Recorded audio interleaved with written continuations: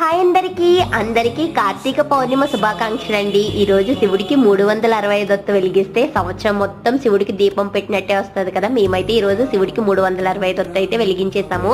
ఇంటికి మీరు చేసుకున్నారా? అండ్ 300 ఒత్తులు వెలిగించేసిన తర్వాత ఈ రోజు దీపదానము అండ్ స్వయం పాకం కూడా ఇవ్వడానికి అన్ని రెడీ చేసేసుకుంటున్నాం.